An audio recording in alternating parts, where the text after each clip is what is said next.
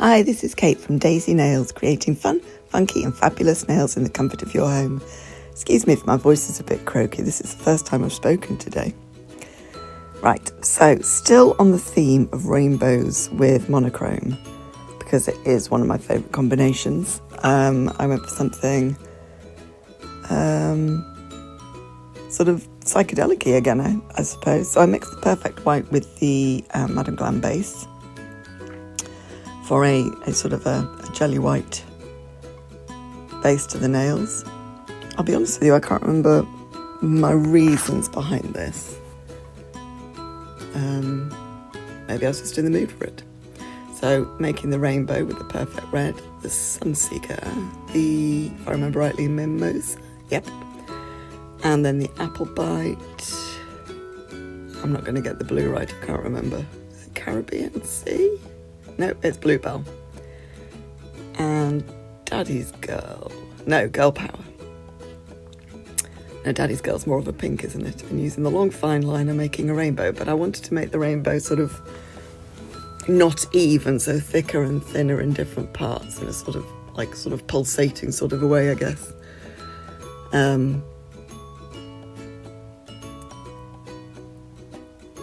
Yeah, so I just went with the fine liner, and rather than following the lines, I sort of made it bulge out and go thinner in different places.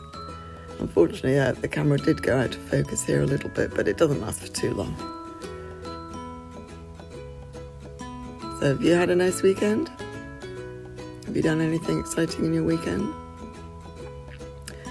Tell me about what you've done while I just quickly go through all of these colours.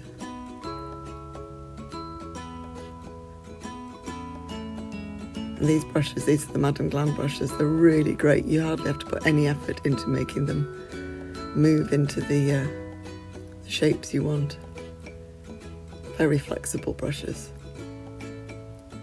So I think what I was doing was, like, if it was thicker at one side for one colour, I would make it thicker at the other side of the nail for the other colour. So it's quite thick on the, with the green. I've just made it go up and down a bit, haven't I? I really wanted something that wasn't in any way in a pattern. So again, as I always say, if you don't want it regimented, don't overthink it. The human brain does try to create patterns out of most things. I think we missed the blue there. I think I must have gone out of camera. So when I edited it, who can say that? Edited it, I'll have just cut it out. So going in with the Girl Power.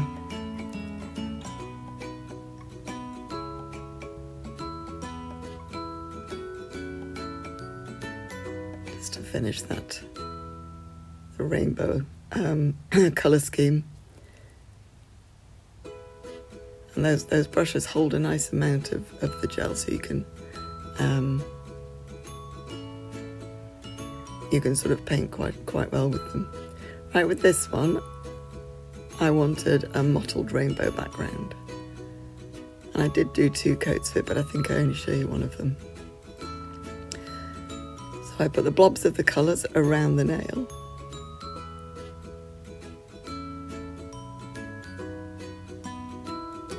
Wiping the brush between each one so that it didn't contaminate with the other colour.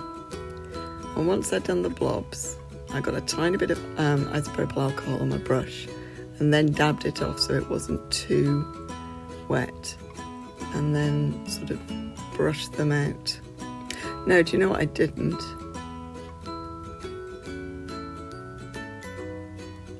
I brushed them out with a dry brush. I think I added the isopropyl alcohol afterwards just to get them to blend together a little bit more.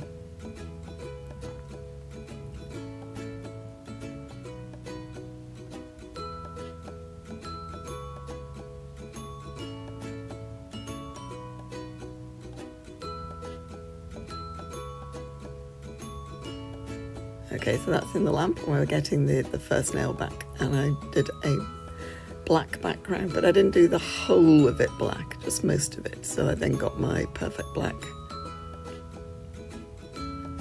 There it is, a perfect black gel.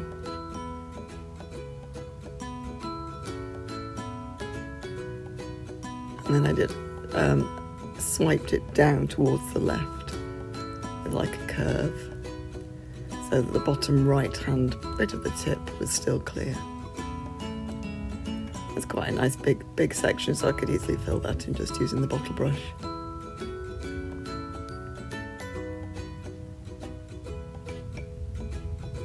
Okay, except for that bit. That's got the fine liner for that bit. Detail liner, sorry. Just to make sure it was nice and snugly up to the edge of the purple and didn't leave any gaps at the sort of where the corner of the purple and the black met.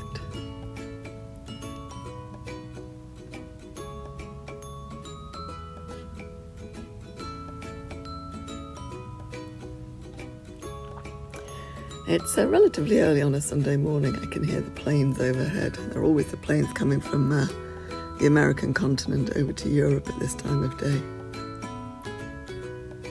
Right, so that one's in the lamp and this one's coming out again, and I'm just going to do a black oval because this is going to be an eye. So it's an oval but with sort of sharp pointy side bits.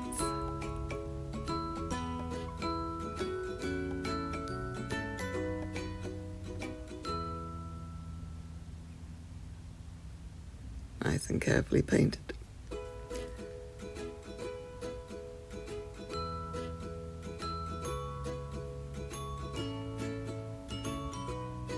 I'm sure I must have been able to paint an oval quicker than that.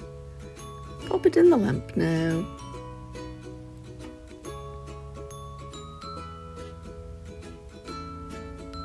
There we go. Pop it. No, still faffing. Pop it in the lamp, Kate. Put it in the lamp. You know you want to.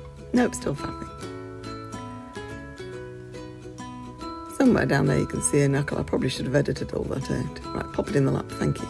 Right, so with the other one, I then got the long liner from Madame Glam, a little bit of the black, and just painted on this one line, leaving the milky white background.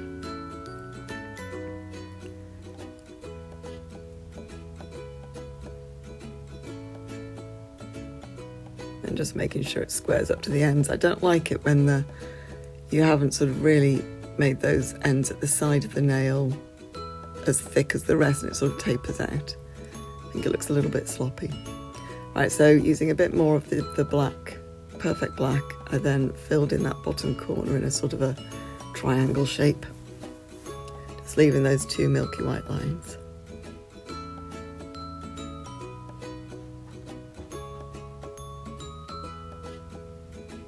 And then that can go into the lamp. Right, now getting the perfect white back out again. I wanted to fill in the eye. Unfortunately, I did manage to keep this out of camera completely, so I've edited that out, because I spent quite a long time on it. And then pop that into the lamp. Right, so we get this one out again, and with the white gel paint, which is coming along, there it is. Oh, that reminds me. I need to make a note in my calendar for an appointment I've got in 5 weeks, where she wants me to use the white gel paint and not the perfect white. Just need to remind myself of that. So I put 3 dots onto this one to turn into stars. Now, when I do these stars on these nail pops, I turn them around and I will do the lines, you know, like the left lines, right lines, up lines, down lines, and I'll do them all at the same time. And you may say, but on a client you wouldn't be able to do that. You actually can, unless you have a client who has problems with their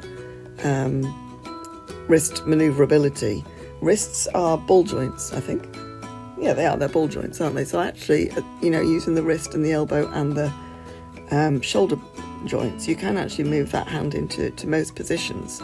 You know, I always say to the client, oh, can I just move your hand like this? I won't even say like how, I'll just say like this, and it prepares the client that they relax those muscles and they let me do what it is I need, so I can move that hand around and reach. Like I say, the odd client can't do that. I have one client with Parkinson's, and I will actually get myself into all sorts of awkward positions to be able to reach her hands, rather than her putting herself into a position that is stressful for her. Yeah, look at that magic, those dots just appeared, woohoo! Yeah, rather than her putting herself into a position that's awkward and uncomfortable, which can then trigger her arm to shake. So I will be standing up and going around the side and leaning over and all sorts to help her out. But as a general rule, your client hand can get into any position. And so you can move them around and up and to the side and whatever. Right, with this one, I'm now adding the pupil. Now, this is a psychedelic set, so I wanted that pupil to be like dripping out of the eye, like some sort of 1970s album cover. Is there an album cover with that image? I don't know. I'm going to have to go and look now. My husband will know. He's the music aficionado in our house. I mean, I'll just put Spotify on and listen to a random playlist, whereas he's created himself hundreds of playlists. He was watching, there's a YouTube channel, KEXP, I think, which is a radio station in Washington State. And he was playing, I like this band. And then he went on Spotify and said, oh no, I've already got a playlist of this band. So he's obviously discovered them before, but forgotten, because he's discovered so many new bands too. Right, so I'm making that pupil drip out of the eye. As always, just trying to keep those edges as neat as possible. Oh, that's what I'm doing now. So I haven't got my glasses on. That's a typical state of affairs, isn't it? Doing the eyelashes. Again, it's those stylised eyelashes that I did on another one a few weeks ago. I do have the plan to come up with some quite fun ones soon. I have a client who always likes me to do fun nails. And she's going to an Elvis convention soon. She went to an Elvis convention last year, and I did Elvis nails for her. And a few weeks ago she said, I'll have to get you to do my Elvis nails again. I said, well, I'll have to do something different this time. And she went, oh, not the same. I went, and I sort of said, no, I never like to do the same set of nails twice. So she seemed fine with the fact that I want to try something different. So I'm going to sort of look at those different colours, because last time they were white and black, which is sort of quite sort of Elvis-esque, I suppose, and there was silhouettes and, the sort of the curvy E and everything for Elvis. I'll see if I can find a picture and put it up.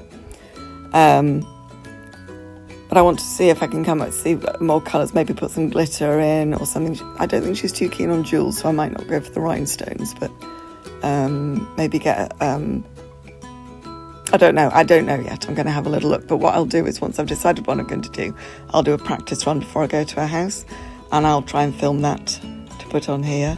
Another one I was thinking of is Totoro, because it's absolutely one of my favourite films.